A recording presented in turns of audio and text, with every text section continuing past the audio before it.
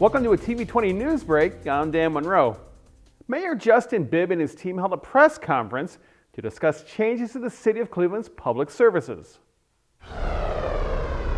We are just here today to talk about the work our administration has been doing since we took office on January 3rd to deliver on enhancing basic city services all across the city.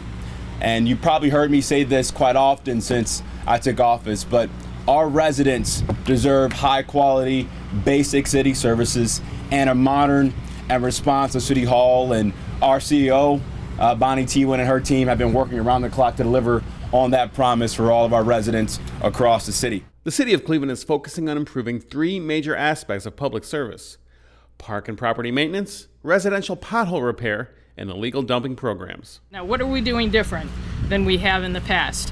We're basically working from sunrise to sunset.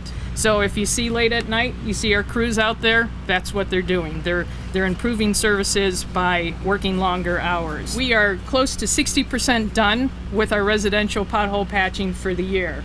That's probably, last year at this time, we were at 26%. We have dedicated a total of 9 crews, 3 grapple trucks, basically going through the lots and cleaning the illegal dumping. After the press conference, Mayor Justin Bibb oversaw a demo of how a pothole gets filled. The first round of pothole repairs are expected to be completed by mid-June. The City of Cleveland recently unveiled their real-time crime center, and Ohio Governor Mike DeWine came to tour the facility. TV20's Alex McTurna has more. The use of technology is extremely valuable. It is, in fact, a force multiplier and enables law enforcement to pinpoint the actions that they take. The role of the state, as I see it, is frankly to try to be value added and to help, not to interfere, not to tell the local jurisdiction how to run their police department or a local mayor, but rather to work with local law enforcement, work with local mayors, local officials to help. It is the hope that the newly constructed real-time crime center will help bridge the information gap by introducing gunshot response systems along with closed-circuit televisions to be relayed back to police officers on the street. As mayor, it is my number one priority to keep our streets safe and secure, and I will use every resource I can from anybody across the state and across the country to keep Cleveland safe. And we're just so grateful for the partnership we have with the governor and his entire leadership team. Thanks, Alex. The Crime Center will be assisted by a $250 million investment into local law enforcement by the state of Ohio. The Cleveland Department of Aging is sponsoring 10 summer senior walks this summer. You can join the Walk on Wednesdays and explore parks and neighborhoods throughout Cleveland. You walk at your own pace. It's not a race, and the walks are free to attend. This is a great way to get active, meet new friends, explore our parks, and, well, have fun. Each walk will offer safety tips by public safety. To register, call 216-664-4383 or email aging@clevelandohio.gov. We'll be back right after this. You're watching TV20 News. The City of Cleveland, in collaboration with Cleveland City Council, announced the launch of a neighborhood speed table pilot program for traffic calming measures across the city. The goals of the program are to increase the quality of life for residents by creating safer streets, to reduce the chance of serious injury or death if a crash does happen, to expand local experience with street design interventions that reinforce lower speeds in residential areas, and to inform citywide traffic calming programs and guidance in alignment with the city's Vision Zero initiative. The Neighborhood Speed Table pilot program targets local, primarily residential streets with medium traffic volumes and documented speeding issues. The pilot program will document the impact of the speed tables on vehicle speeds, address any service delivery challenges experienced by public safety, public works, or the Greater Cleveland RTA, and collect resident feedback to inform the citywide approach. Installation of the speed tables is expected to begin in mid-July, depending on delivery schedules and the supply chain for needed materials. As an additional part of the city's traffic calming strategy, the Cleveland Division of Police will be purchasing 10 radar speed feedback signs that will be rotated to different locations monthly. These signs display the speeds of passing vehicles and flash when drivers are above the speed limit to raise awareness. For more information, visit clevelandohio.gov/traffic calming or call 216-664-7182.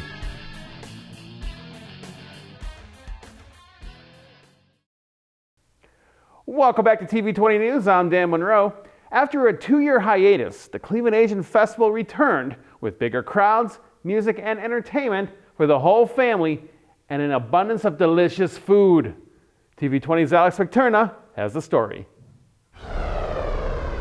Organized by the community for the community, the Cleveland Asian Festival celebrates Cleveland's diversity during Asian Pacific Heritage Month in May. This is our return of an in-person event. We had to, of course, take a couple years break. We started in 2010. We attract about 30 to 45,000 people to the heart of Asiatown every year that we have this event on the weekends. It's fantastic. We have 2 performance stages. We have over 100 different exhibitors. We have a wonderful food court, which is probably one of our most popular attractions because we have all types of diverse Asian cuisines here for Northeast Ohio to enjoy. With Greater Cleveland coming out in droves, it is the hope that events like these will bring attention to the Asian heritage present in the city of Cleveland. We started the Asian Festival because we want to really draw attention to this neighborhood. We want to share our Asian traditions and Asian culture. And Asiatown is really a hidden gem in Cleveland. Many people don't know about it. Ever since we've had the festival, when I asked the audience, who has never been to Asiatown before? Typically, 25 to 30% of the audience have never been to Asiatown before. If we attract 40,000 people into Asiatown every year, that means we're introducing about 10,000 people that have never been to Asiatown. All the shops, all the restaurants, all the wonderful things, the taste and the flavors to enjoy. What I like to say is, we bring all of Asia to the heart of Cleveland at this festival. Along with authentic cuisine and performances, attendees also had a chance to shop at local vendors and learn about the wonderful contributions Asian culture has brought to Cleveland, all while coming together for an afternoon of fun. Thanks, Alex. If you missed the Cleveland Asian Festival, don't worry. The 76th annual One World Day celebration returns to the Cleveland Cultural Gardens on Sunday, August 28th, starting at 11 a.m. Visit clevelandoneworldday.org for all the details. The City of Cleveland also recognized Asian heritage with a celebration in the Rotunda of Cleveland City Hall.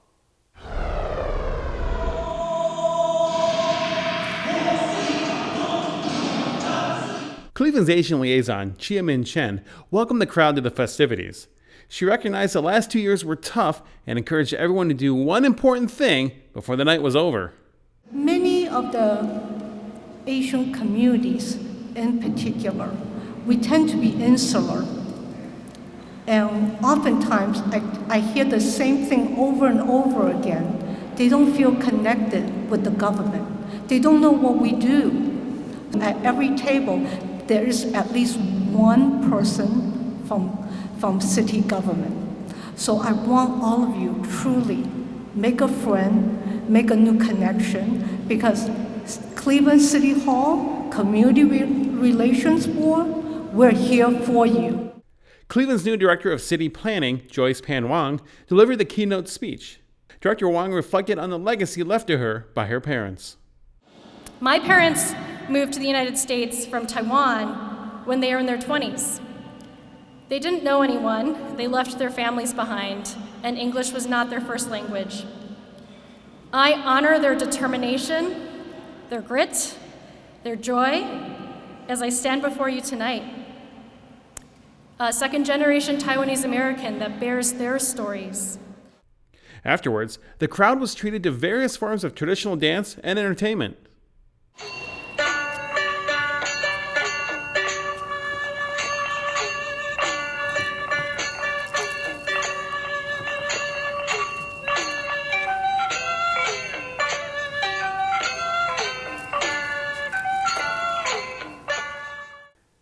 You can watch all of Cleveland's Asian Heritage Celebration right here on TV20 or on our YouTube page at TV20 Cleveland. Be sure to hit that subscribe button. Well, the Downtown Cleveland Alliance recently kicked off their Connection is Stronger Downtown campaign with the inaugural Lunch in the Lane series. TV20's Alex Picterna has the story. A thriving downtown is not only critical to our city, but it's critical to our region. And making sure we get folks back downtown, going to our restaurants, going to our coffee shops, going to ball games, going to concerts is so important so that we can have the biggest and the boldest and the best comeback coming out of COVID-19. Offering food, giveaways, and live music, the Downtown Cleveland Alliance wants to invite and incentivize downtown employees to return to the office. Today's really the kickoff of our Connection is Stronger Downtown campaign, and it's really geared towards encouraging and welcoming office workers back into downtown Cleveland. You know, the pandemic has hit downtown. You know, we need residents, we need visitors, we need office workers for the downtown economy to thrive. Our residential base has remained strong, the visitors are coming back. We need office workers to really support our small businesses that have been so resilient over the last 2 years in keeping their doors open, to support the entrepreneurs that have started new businesses, new shops, new restaurants over the last 2 years. They need the workers, the residents, and the visitors to thrive, and today is about reminding people why they love to work in downtown Cleveland. Along with events like Lunch in the Lane, the Downtown Cleveland Alliance will soon host concerts downtown throughout the summer every Wednesday from 4 p.m. to 7 p.m. And Cleveland City Council President Blaine Griffin couldn't be more excited. I'll be there. So I hope everybody else will be there, because I know that I'm going to go to a bunch of them. I mean, I enjoy it just as much as everybody else. So yeah, we're going to have a lot of different events, and Downtown Cleveland Alliance is going to lead the way, and we're going to follow. We're going to make sure that we do whatever we can to bring our workers back into all of these office spaces downtown so they can recognize why Cleveland has always been such a great place to be. Thanks, Alex. Stay tuned to TV20 for coverage on more events hosted by the Downtown Cleveland Alliance this summer. Finally, it's very important to have a healthy relationship between police and citizens. It helps increase understanding between residents and officers, develop trust, and reduce crime. So events like the Community Relations 4th District Art PopUp Fest go a long way in building strong bonds. This event is bringing the community and our police officers right here in the yard of the police, so that residents, when they come out, they can feel comfortable being in this environment. And then also we want the police officers to recognize the community that they're policing. Local business owner and artist Gwendolyn Garth has played a vital role in helping organize this community event while overseeing the art component. She's aware that positive interaction between both sides will only strengthen the community. The whole thought behind it is to put unity back in community, okay? We need to know the police, and they need to know us under different circumstances, to see that we're all people. Our common ground is our humanity, you know, and we represent different things and stuff, but I think this will help to take some of the fear out of both sides of the equation. We're trying to break down that line between them and us. The Pop-Up Fest also featured a mini resource fair with several city departments such as Cleveland Public Power, Northeast Ohio Sewer District, and the Water Department to help serve the residents' needs, as well as a number of activities for children. The bouncy house is an added effect for the kids when they're here, come through with their parents. We got hot dogs, Pierre's ice cream, donated the ice cream. We got neighborhood connections, provided the funding. So it's a total community event with the city and city's partners. Ward 4 resident Zelma Brown was ecstatic to attend the Art Pop-Up Fest because she knows how it will affect her community. I live in this community, 4th District, and so it's just great that the police are doing this for the community. Children are coming, families are coming, people are coming from different areas of the city, and it's just good for us to understand that there's a lot of things that we can do to build unity and creativity with arts in the community. Make sure to stay tuned to TV20 for more information on future police community relations events. Well, TV20 is streaming live 24/7. Visit TV20Cleveland.com to see our live feed and more. Stay connected with TV20 wherever you go by liking and following us on Facebook and Twitter. And be sure to subscribe to our YouTube page to watch our numerous programs. Coming up next, learn about what's going on with the Cleveland Metropolitan Schools with this week's CMSD 360. Thanks for watching TV20 News. I'm Dan Monroe. Be sure to stay tuned for more on TV20. We are Cleveland.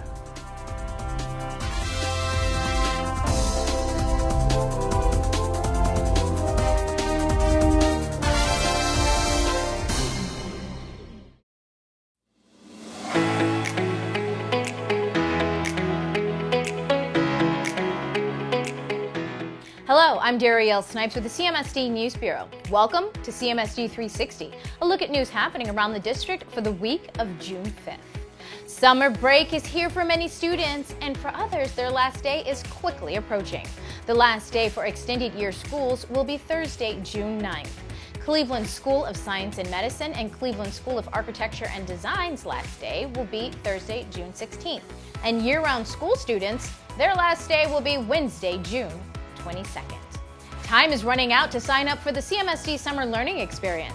Students enrolled or pre-enrolled with the district in preschool through 12th grade can participate in the free program that will be held at more than 30 school sites throughout the city.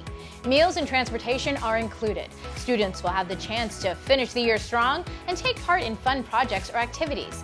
It begins on June 27th and lasts for 5 weeks for children in preschool through 8th grades and 4 weeks for high school students. To learn more and to register now, go to clevelandmetroschools.org. Now, if you need assistance with the registration process, there is a step-by-step video at the bottom of the CMSD Summer Learning Experience webpage. Again, that webpage is clevelandmetroschools.org. Just a reminder that you will need your child's school ID number. The Senate Athletic League will hold its HBCU Combine for basketball in partnership with the Cleveland Cavaliers on Saturday, June 11th. This is a great time for 11th grade athletes to showcase their talents in hopes of receiving a scholarship after graduating high school. Boys will run drills from 9 to 12 and girls from 1 to 4 at the East Professional Center. Parents are encouraged to attend the workshops about the recruiting process and financial aid. The Senate Athletic League is also holding combines for baseball on Tuesday, June 21st and softball on Wednesday, June 22nd. Both will be held at Progressive Field from 9 to 12. The track and field combine will be at Tri-C on Wednesday, June 22nd from 9 to 12. To sign up for any of these combines, call the Senate Athletic League at 216-838-0150. High school graduation ceremonies continue this week. For a complete list of times and locations of the ceremonies, head to clevelandmetroschools.org. You will also find a link to watch a live stream of each graduation. Congratulations to the class of 2022. And just a reminder, CMSD is hiring. To see a full list and to apply for a job, go to clevelandmetroschools.org/hiring. We'll stay connected with what's going on around the district by downloading the CMSD app and following CMSD on Instagram, Twitter, and Facebook. Well, thanks for watching CMSD 360. Have a great and productive week.